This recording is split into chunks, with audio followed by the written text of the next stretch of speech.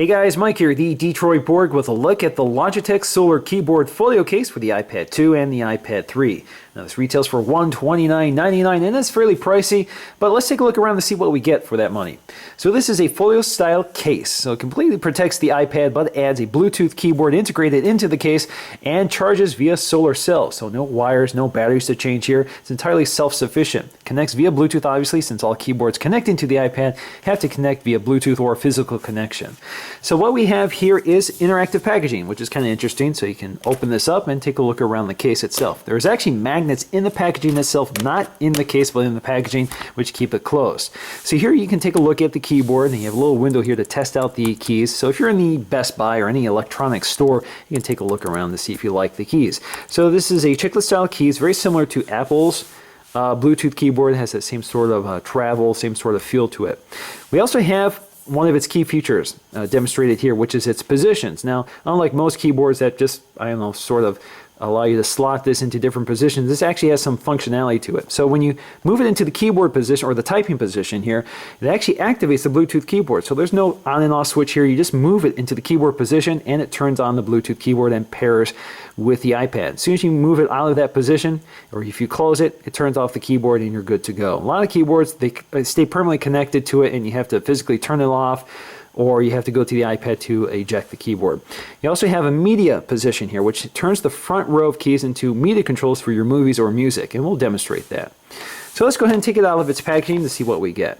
Now I've already cut the tabs here, so all you have to do is lift it up, and we can slide it out. But first, let's take a look at the literature here. We have the Logitech guide, which tells us a little about the product, about what the buttons do, how to install the iPad, how to pair the Bluetooth keyboard to the iPad. So let's go ahead and take a look around. We also have our important information guide, which we don't care about. Peel that back, slide it out. So now we can take a look around the case. So on the inside we have our tray here for installing the iPad, which is actually a soft plastic, so it also provides plenty of protection for the iPad surface. This won't scratch it or trap dirt that might scratch the iPad. We also have our cutouts here, obviously, for the camera, the buttons, our headphone jack, our microphone, our speakers, our dock connector, that sort of thing. Inside we have this polyurethane material, just like on the outside. It's got the same sort of texture to it, so it's also soft material to protect the iPad. Now the keyboard itself also has some instructions on it on how to install the iPad, how to configure it and set it up, and how to use settings under your iOS device to connect it, or your iPad in this case. So we have our full keyboard here, which is not a full-size keyboard in the traditional sense. It's a little crushed together, obviously, to fit the width of the iPad, but it feels pretty full-size. It's actually fairly comfortable. We have a lot of dedicated keys here, which we'll demonstrate once we get the iPad connected. So around the outside, you can see we have our solar cells here, which are covered in plastic. We're going to take that off. So there you go. Again, this will charge with either solar light or artificial light. Now installing the iPad is easy. All you have to do is drop it into the frame, push it at the corners, and it kind of snaps into place. And you can see it does covers the edge of the iPad very minimally, so it doesn't obscure the bezel at all, and it's pretty snug in there. So you can easily pop it out simply by flexing the frame and it pops out, or snapping it out over the edge to snap it back on. Now with our iPad installed, we can take a look around. So on the front we have our polyurethane material here. Again, very soft material, again very similar to the Smart Cover or Smart Case from Apple. We have our Logitech branding here along with our solar cells. Now these are under a sort of a flexible plastic, so these will not shatter with use. I know that was my concern when I saw that. I thought, well, if that's glass, that's going to break. But no, it's pretty durable. On the back we have our hinge here for operating or positioning the iPad into those two positions, typing or media mode. We also have our camera cutout along with cutouts for the sleep-wake switch, volume rocker, and rotation or mute switch. Cutout for the 30-pin dock connector, as well as for the microphone and headphone jack. Now these buttons do look like they're hard to operate, but it's not. You actually can get your finger in there to operate just fine. So the other thing here is we have a cutout for the, or perforations for the speaker to operate. So this actually doesn't muffle the speaker. It actually seems to enhance the quality of the speaker, largely because the audio sort of bounces off this material and back to the user. So I think it actually enhances the audio of the iPad. Now on the inside we have our keyboard along with our battery compartment here, which is sealed, charges only by solar, so you can't replace the batteries or that sort of thing. You can see that it articulates here. You can see the bare iPad on the back, along with this soft microfiber material to protect the iPad. Now, as you probably noticed, there are these little nubs here at the corners of the harder case, which wraps the iPad. And that's part of the positioning mechanism. So if we drop it into our typing position, you can see it locks into place. Or if you drop it into our immediate position, locks it into place. Now on the right side, we have our Bluetooth key, which turns the Bluetooth on and off. So if we tap that, it goes into pairing mode and turns the keyboard or disconnects the keyboard from the iPad. We also have a little charging indicator here, which lets us know we have a full charge. Right now you can see it's flashing green, letting us know we're fully charged. Now the first thing we need to do in order to use the Bluetooth keyboard is to pair it to the iPad. So the first thing we want to do is go to Settings, go to our Bluetooth control, make sure it's turned on. And now it's going to detect our device here. So it sees the Logitech Solar KB Folio case. I'm going to press the Bluetooth pairing button on the side of the case. We're going to tap that. And now we're connected. So that's all there is to it. So I can start using my case. In fact, I can press the home button to take me right to the home screen. So let's go ahead and go to Notes and start typing something.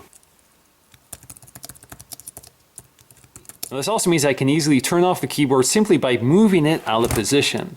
So for example, you can see that the virtual keyboard will pop up once it's disconnected. So it may take a second or two. Now this allows me to basically rotate this around, use it like a folio style case. So I can have basically the keyboard on the back of the iPad while I'm gripping it. And you can see I'm typing on it, nothing's happening. And I can continue to use my virtual keyboard. Now if I want to reconnect to the keyboard, all I have to do is position it back into place, drop it into its slot, and we're good to go.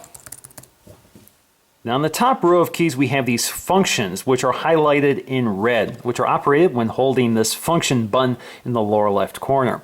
So one of them is the home button, which we're pretty familiar with. So if you tap home, it brings you to our home screen. Now the home button also operates as you would expect it. So if you tap, double tap it, brings you to the launcher. Tap it once, brings you back. If you tap it again, brings you back to search or whatever you have that function as. You can also tap and hold. Hello Siri. Hi, Michael. So it brings you to Siri. Now we also have our search function here again, so you have to hold the FN or function button and search, so it brings you to search.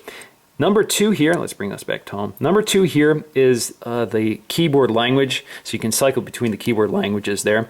We also have our virtual keyboard here, so if we go back to our notes here, if you tap function keyboard, brings up the virtual keyboard, so it doesn't disconnect from the physical keyboard. You have both keyboards now, so if you want that option, that's your choice as well. So you can split that, bring it back together, so there you go.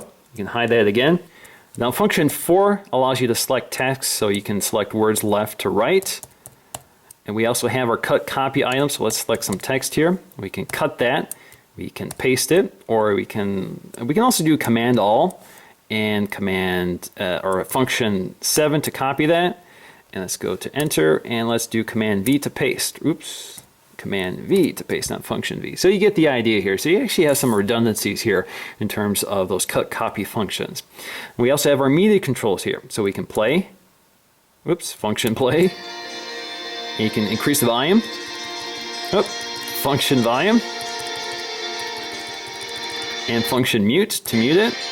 Pause, so you don't have a fast forward or skip button. And you can also lock the iPad. Or you can wake it up. There you go. Now we also have our media position here. So the buttons down here now become media controls. Now one of the buttons here is our photo frame mode, which activates the slideshow function of the iPad. So it takes about a minute here. There you go. Take you out of that. You also have the option to invoke your virtual keyboard. So obviously when you're in this position, you can't use the physical keyboard, but you still have to stay connected to the keyboard in order for it to work. Now we also have some of our media controls down here. So if you click play on the space bar or pause, it will play or stop our music. And you can also skip ahead or skip all the way ahead to a different track. And of course you can reverse that. Now you also have your volume controls here. So you have volume up or volume down and mute. Now of course this also works with video. So you can play, pause, skip forward, or skip track. You can also increase volume, drop volume, or mute it.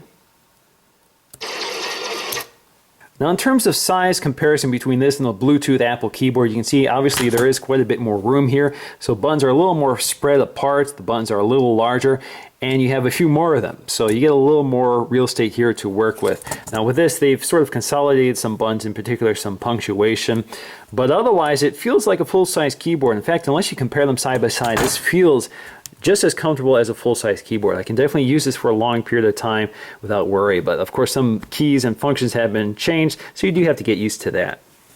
So in the end, I'm definitely a big fan of the keyboard case. It checks all the boxes for me, provides plenty of protection for the iPad, has a built-in keyboard that is actually useful and comfortable to use over a long period of time, has a very slick on and off feature, which definitely solves one of my biggest headaches with using a Bluetooth keyboard with the iPad, including the Apple keyboard itself. Now there are two major problems with me for this case. One of them is how clumsy it is to sort of fold it up. So you kind of have to fold it up, and you want to make sure you fold it in front of the battery, not behind the battery.